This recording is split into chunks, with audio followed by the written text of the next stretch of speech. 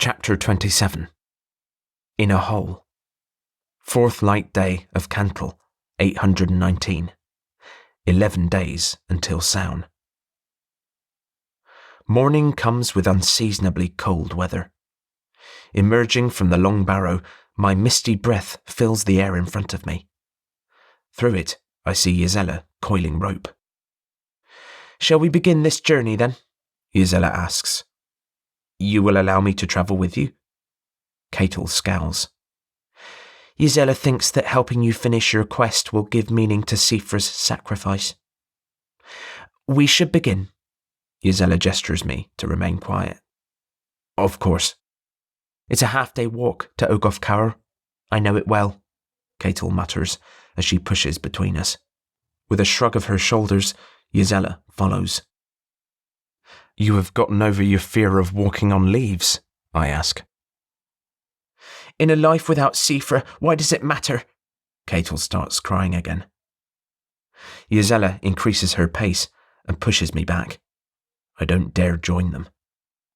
Only the gods know what calamity my proximity to Catel might cause. Once I fall back, Catel becomes much more expressive to her sister. Let them have their sister time. At least we are headed south. I have a 4-day journey to Dartmoor. There are hundreds of druids still between Boswin and me. "You know what? I think we should take the falls entrance to Ogof Caer. It's always fun," Catel gushes. "But Grami can't animorph," Ysella says. "He sucks the marrow out of everything." "And that is why I should have kept even more distance between us." "We can take the crystal entrance," Ysella suggests. "We should get there before nightfall, and the columns glow so beautifully with the setting sun." "How do the crystals glow when they're underground?" Catel gives me a death glare. "There are several small light tunnels in the cavern ceiling that let light enter from the west." "Now is the best time of year for it too," Ysella says. "Let's go see it together."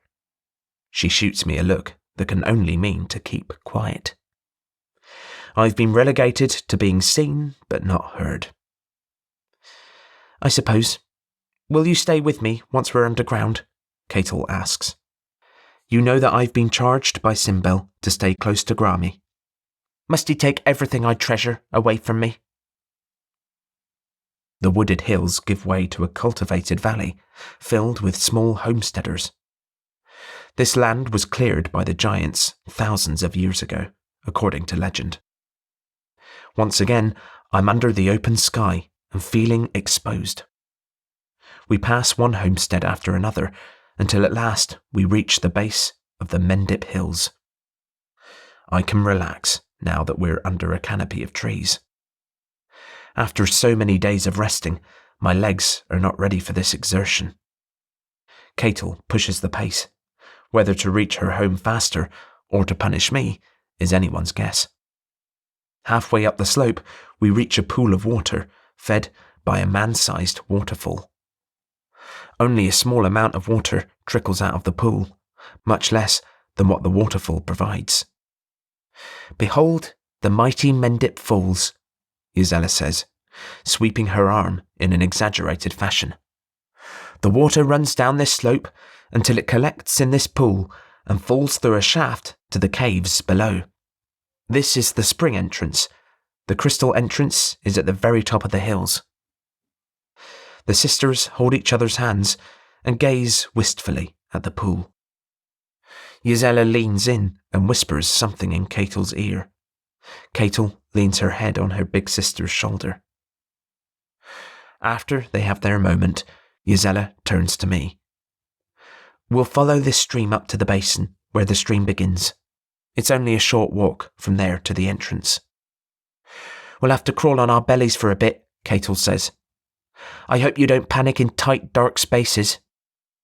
I look at one sister, then the other. Both are much smaller than I am. If they find it a tight fit... "The crystal columns at sunset more than make up for the discomfort, trust me," Ysella reassures me. "I trust you." "If we don't hurry, we won't reach it until nightfall and the view will be ruined," Catel says. She resumes the brutal pace, and it's not long before the sisters are well ahead of me. I welcome the time apart. It all seems hopeless, me reaching Dartmoor. What choice do I have but to carry on? Clouds are rolling in from the west. Whatever this illuminated cavern is supposed to look like, it will be muted at best. That seems fitting.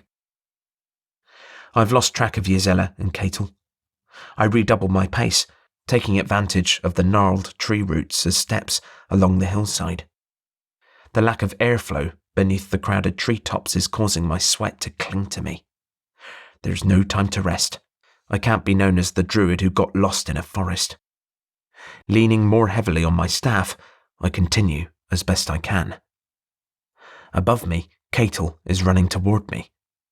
"Catel!" I shout, waving my hand. She makes straight for me, but doesn't slow. I grab her by the arm, firm enough to spin her around as she passes. "Run!" Heedless of the fallen leaves, she rushes down the hill. I look at her, then up the hill. "Where's Gisela?" I call. "Grammy!" she whispers loudly. "Girthsid is up there. Follow me." "But Gisela, she's buying us time to get to the waterfall." "Are you sure?" "No time." She takes off back the way we came, heedless of me. A bear roars from above, and I can hear several horses squeal in surprise. Girthsid's battle-hardened voice responds, urging his men to maintain control of the mounts. I tear down the hill after Catel. Catel slips on something, leaves most likely, and tumbles headfirst into a copse of ash trees. Sitting up, she gingerly stretches her neck and right arm. The shield ferns nearly hide her from view. "Are you all right? Let me help you," I say, breathless. "Run, you fool! I can change into a bat if need be." "You can't anamorph if you knock yourself unconscious." Despite her order, I grab her good arm and pull her up. "Gisela is risking her life for you. Must everyone die for you? Run, you miserable excuse of a Druid." She pushes me away. "You need to show me the way," I lie. She shoots me a venomous look. "Keep up." We find the soggy basin and follow the rivulet downward. We reach the waterfall and a crow caws, getting our attention. It scans the woods for pursuers. "At last," Gisela says, once she retakes human form. "I've spooked several of their mounts, but it won't take them long to find us once they get them back. We have to enter here," Catel says. "There's no other entrance without going through them." "I can't anamorph." We fall silent and listen for any sounds of the horsemen. Finally, Gisela speaks. "Catel, take the rope and turn into an otter. At the first air pocket, tie it to the pointing finger rock, and bring the other end back here. Grammy can pull himself along the rope to safety." "What about you?" Catel asks. "I'll stall them, if need be." Without waiting, Gisela returns to her crow form and flies off. "Here," Catel says, as she tosses me one end of the rope. She tosses the rest into the pool. "The rope isn't that long, so you'll have to stand in the pool." My foot touches the frigid water, and I take a sharp intake of air. Catel changes into an otter and jumps in next to me. She grabs the other end of the rope in her mouth and swims into the darkest water. The rope jerks tight. Planting my feet, I refuse to let go. Catel's otter re-emerges soon after and retakes her human form. "It's no use. It's too short," she says. "How long is it to the first air pocket?" I ask, in between my chattering teeth. "Too long to try for the first time while holding your breath. I'll have to lead you. Keep hold of the other end and dive down after me. Whatever you do, don't let go of the rope." Hooves crunching leaves lets us know that we're out of time. Gisela caws quietly at us before flying off again. Catel's gaze follows her sister. "Gisela knows what she's doing," I say. Catel anamorphs and dives to the bottom of the pool. She wriggles a bit, then she disappears into the darkness again. I inhale deeply and follow. Immediately, my shoulders get lodged in the shaft. I back out and probe with my feet to see what shape it takes. I discover it bends under the hilltop. Luring myself feet first, I realise that the shaft is only the length of a man before it opens up wide. I take one last gulp of air and I descend into the dark, cold abyss. There's only a tiny ray of light visible through the opening. The rope jerks and I lose my grip on it. Flailing around, I can't find it. The pressure to breathe is growing more urgent. In the darkness, I only know one direction. Up. I head back to the light and wriggle into the shaft. My shoulders are too wide and they get stuck. The urge to breathe is growing ever stronger. I stretch my arms out in front of me and kick frantically. At last, my head is through and I can see plenty of light above me. I push myself up and explode to the surface. I inhale deeply and rest my head against the rocky side. I reward myself with several long gasps of air. Gisela is nowhere in sight. A deep, bitter cold is seeping into my skin. One way or another, I have to get out of this water soon. I hear steps above me. I press against the wall of the pool. A bit of dirt falls into the water right in front of me. I slow my breathing and listen intently. Ignore the bird for now. It's a diversion. I last sensed them in this area. Yes, Lord, Girthsid says. Where are they now? I do not know, but they can't be far away. Remember, I want to catch all of them alive, if we can. But that male druid is the most important. If anyone should kill him, the penalty will be severe. Yes, Lord. I'll split up my men. And Girthsid, have your best archer stay here with me. As you say. I'm trapped, and I'm out of time. No matter which way around the pool they go, I'll be clearly visible. Girthsid has his men split up into two groups as they take the paths around the pool. I freeze in place, waiting for one of them to notice me. An alarm call of the crow emanates from directly in front of me. Gisela is diving for the men, wind whistling through her wings. Fire, the obsidian mage says.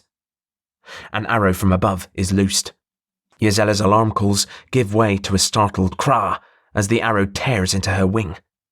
She crashes to the ground with the arrow still embedded in her shoulder. Get that one! 3 men run to Gisela's wounded form and pick up the bird. The crow pecks repeatedly at her captor's hand, but he holds on with inhuman patience. Girthsid grabs the arrow's shaft. No, do not remove the arrow. As long as metal is touching them, they cannot transform. Bring it to me, and we'll put our little druid into an iron cage. I have no choice. The men with Gisela are coming this way. I can't fight them. I would rather be an otter forever than a prisoner of the Obsidian Lord. I focus my will and take the unfamiliar form of an otter. Silently, I dive to the shaft below. I hear Catel giving off underwater clicks. I respond and let her guide me to her. I emerge in the air pocket and take a breath of the stale air. Catel starts clicking and whistling her confusion. Not being familiar with the finer points of otter communication, her meaning escapes me. She dives into the lightless stream, and I'm forced to follow. Thanks to her constant clicks, I make it through several tight tunnels and emerge at a rocky underground beach. Once my lungs are refilled with fresh air, I focus my scattered mind on my human form. I thought you couldn't anamorph. Were you lying to us all along? Where's Gisela? Do we need to go back and get her? Catel! I shout louder than I want. The echoes reverberate off the walls, each causing a spectacular cascade of pain within my head. Gisela is not following us. She was injured while in her crow form. I hate myself for what I have to do next. She won't be able to fly, but she should be able to take on the deer form and outrun the Dark Lord and his men. No doubt she will find another entrance to Ogoth Caur. Thankfully, the darkness conceals my shame. Catel's voice trails away from me, and I hear items scuffing on the cave floor. The light from a single rushlight illuminates the area. The shadows dance on the walls of the greyish-white chamber. The clear water rolls up onto the reddish-brown gravel beach in small waves, as if it has tides like the oceans above. "She won't take the crystal column entrance, at least not by herself," Catel says. "She gets too scared with all that rock pressing down on her unless I'm there to calm her. The only other entrance she knows of is the river exit. So how do we get to there?" "I'll take you to meet Gisela, but then you must be on your way," she says. "I don't want to see you again." She hands me 3 rushlights of my own. "I suppose you will need your own source of light." She leans her flame over and ignites one of the oil-soaked rushes in my hand. "They will have to do, so I would not waste the light by standing idle," she calls to me over her shoulder. I hurry to catch up. "Thank you, Catel. I would offer to help, but I need to get back to Dartmoor by sound. If you're in such a hurry, we can turn back into Waters, and we'll swim out before nightfall. I can't keep anamorphing, remember? Changing back this time was almost more than—" I shut up, but too late. She stops dead in her tracks and comes back to face me. "You're afraid you'll end up like Sifra." She finishes the thought for me. "It's what you deserve." "Catel, I didn't mean—" "You didn't mean what? To have multiple druids die for you without ever knowing the reason why?" I exhale heavily. "I never wished for anything like this. All I know is that the sacrifices made for me are more than I deserve." "At least we can agree on that,"